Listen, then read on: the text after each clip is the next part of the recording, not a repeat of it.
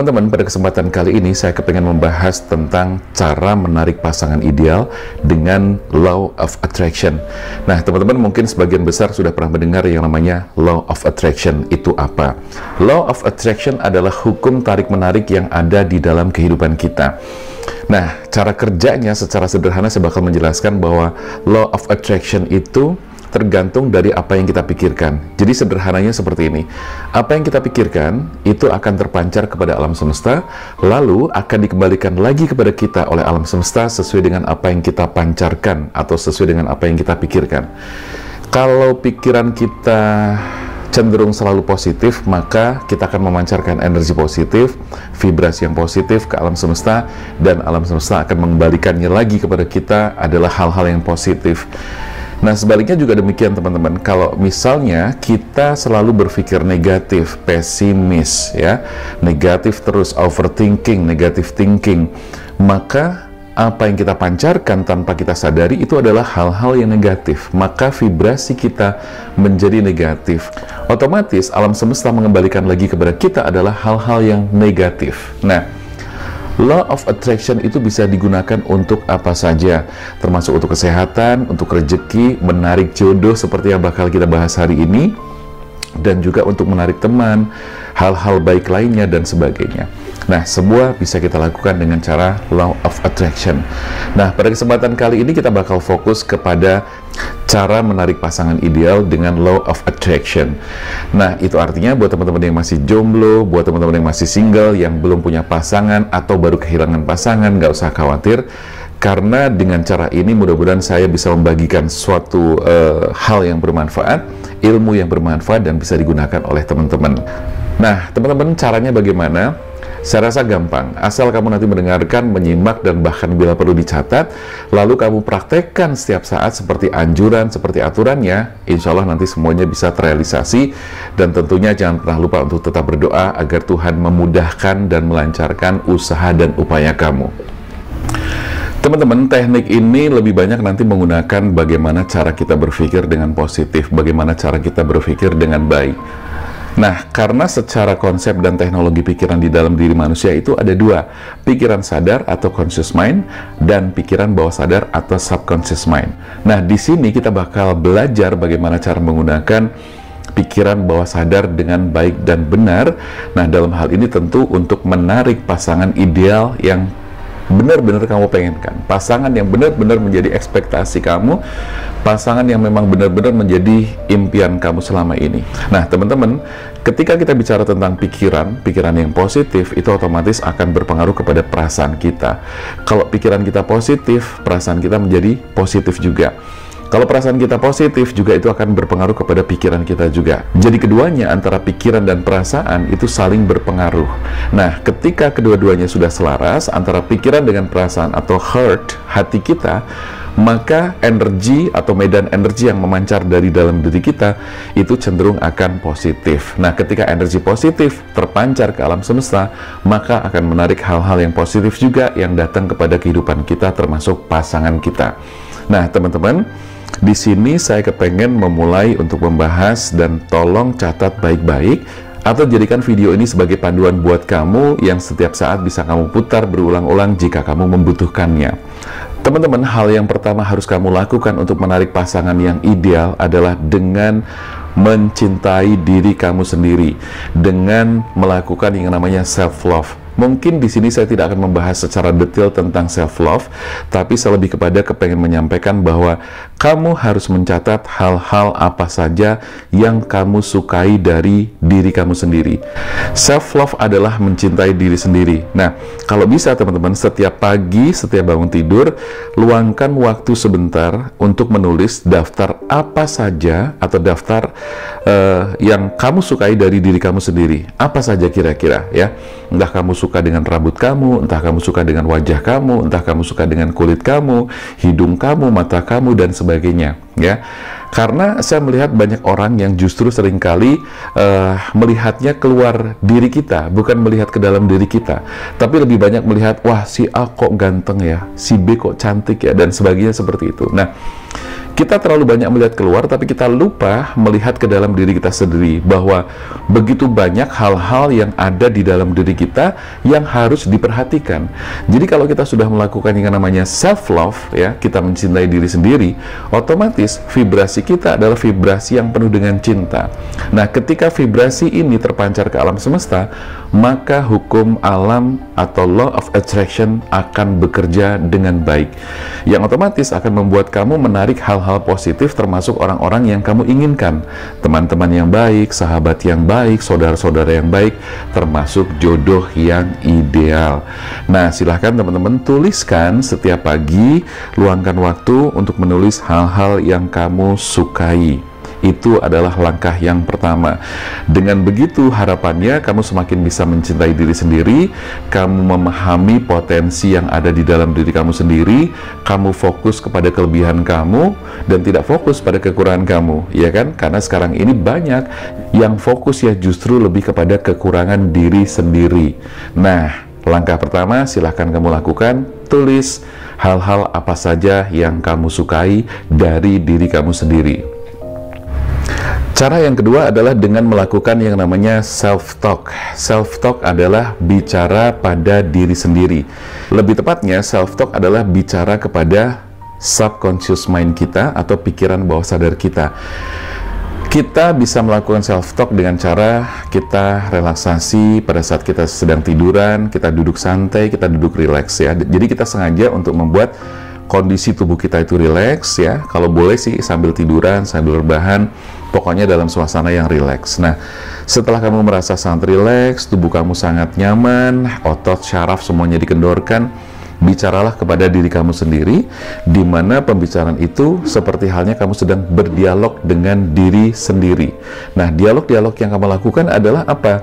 Kamu bicara bahwa aku menarik, aku mencintai diriku sendiri, aku bisa, aku mendapatkan pasangan yang ideal, aku mencintai diriku sendiri, dan sebagainya dan sebagainya. Nah, ketika kita memiliki kecenderungan untuk berpikir negatif, seperti misalnya mengeluhkan tentang fisik yang kurang ideal, hidung yang kurang mancung, mata yang kurang belok lah dan sebagainya, maka di situ kita akan mengcounter pikiran-pikiran negatif kita untuk mengubahnya atau menggantinya dengan hal-hal atau kata-kata yang positif, ya. Jadi kalau misalnya ternyata kita lebih fokus kepada apa yang menjadi kelebihan kita, ya, kita mensyukuri apa yang sudah Tuhan berikan kepada kita. Ingat teman-teman bahwa Tuhan menciptakan kita itu tidak ada yang kebetulan, tidak ada yang diciptakan dengan salah dan sebagainya. Apapun itu, Tuhan sudah menciptakan kita dengan sangat benar. Intinya Tuhan menciptakan kita itu semuanya dengan keunikannya masing-masing dan juga dengan kelebihannya masing-masing, ya. Jadi ada kekurangan dan juga ada kelebihannya. Nah, dengan melakukan langkah kedua atau self-talk ini, berarti kita akan mengubah pikiran-pikiran negatif terhadap diri sendiri menjadi positif. Dan langkah ini teman-teman merupakan langkah awal untuk membangun kesadaran kepada diri kita sendiri untuk selalu berpikir positif di setiap waktu tentang diri kita. Jadi kalau misalnya tiba-tiba kita berpikir negatif, kita sudah punya cara untuk mengcounter, untuk menghindari pikiran-pikiran negatif itu agar tidak berkembang, menguasai dan mendominasi diri kita. Jadi yang dominan di sini akhirnya adalah energi positif karena dihasilkan oleh pikiran-pikiran dan juga perasaan yang positif. Langkah ketiga adalah tuliskan hal yang kamu inginkan dari pasangan ideal kamu ini, ya. Ini penting sekali karena selama ini masih banyak orang yang menuliskan kepengen, ya, pasangan ideal, kepengen seseorang, kepengen sesuatu, tapi menuliskannya tidak detail, alias hanya menuliskan garis besarnya saja, hanya menulis bagian-bagian besarnya saja, sedangkan detailnya banyak yang lupa tidak menuliskannya. Nah, seperti misalnya contoh, kamu pengen pasangan yang seperti apa gitu kan, biasanya kan ya pokoknya baik, sayang dan sebagainya, dan itu kan klise, itu standar banget. Nah, sekarang tuliskan sosok yang kamu pengenkan itu seperti apa, mulai misalnya dari kulitnya putih atau hitam atau sawo matang, terus kemudian tingginya kira-kira berapa, harus detail kamu tulis, misalnya tinggi 170, tinggi 183, tinggi 175, itu harus lengkap. Terus kemudian usia juga kamu tuliskan, aku pengen pasangan usianya adalah di atasku kurang lebih sekitar 15 tahun, di atasku kurang lebih 10 tahun atau 5 tahun dan sebagainya. Nah, itu detailnya. Jadi contoh detail menulis dalam hal ini contohnya adalah seperti itu. Jadi jangan hanya sekedar menuliskan, misalnya sebagai contoh, gue pengen beli mobil nih, mobil apa? Yaudah pokoknya mobil gitu kan. Nah, harus detail. Kamu pengen mobil apa, merek apa, warna apa, tahun berapa, kisaran harga berapa, itu harus kamu tuliskan secara detail, agar apa yang kamu inginkan ini bisa menciptakan vibrasi yang terpancar ke alam semesta, lalu kemudian alam semesta mengolahnya dan kemudian menghadirkannya kepada kamu sesuai dengan apa yang kamu inginkan. Tapi jangan lupa juga bahwa ketika kita menuliskan keinginan ini, kita harus benar-benar mengukur, ya, realistis, dan ada ukuran-ukuran yang masuk akal. Jadi jangan sampai terus kemudian menuliskan hal-hal yang tidak masuk akal, yang tidak mungkin, ya, itu akan mengacaukan sistem kerja law of attraction. Jadi kamu harus realistis. Kemudian langkah yang keempat adalah melakukan visualisasi atau membayangkan apa yang kamu inginkan sampai kamu benar-benar bisa merasakannya, ya. Jadi sekali lagi, kamu melakukan yang namanya visualisasi, ya. Jadi kamu membayangkan apa yang kamu inginkan sampai bisa benar-benar merasakannya. Sebagai contoh seperti ini, teman-teman, kamu sudah menuliskan tadi detailnya sosok pasangan yang kamu inginkan. Nah, terus kemudian kamu membayangkan bahwa kamu ketemu dengan dia di suatu tempat yang indah, terus kemudian kamu bertemu dengan penuh kebahagiaan, kemudian kamu berkenalan, ya, terus kemudian terjadi semacam komitmen, berdealing, sampai akhirnya kamu menikah dengan dia, punya rumah tangga yang bahagia, dengan finansial yang bagus, berkecukupan, kemudian punya anak dan sebagainya. Nah, kamu bayangkan secara detail. Nah, akan lebih baik ketika kamu melakukan visualisasi ini dengan cara kamu merebahkan diri atau dalam keadaan rileks, atau kita sebut dengan relaksasi. Relaksasi boleh sambil duduk rileks atau sambil rebahan dan rileks, ya. Itu kita sebut dengan relaksasi. Nah, ketika relaksasi berarti kamu dalam kondisi yang sangat rileks, dalam kondisi yang sangat nyaman. Berarti gelombang otak kamu di situ sedang turun, ya kan, dari beta, alfa sampai dengan theta. Karena kalau kita bicara tentang gelombang otak itu ada 4, beta, alfa, theta, dan delta.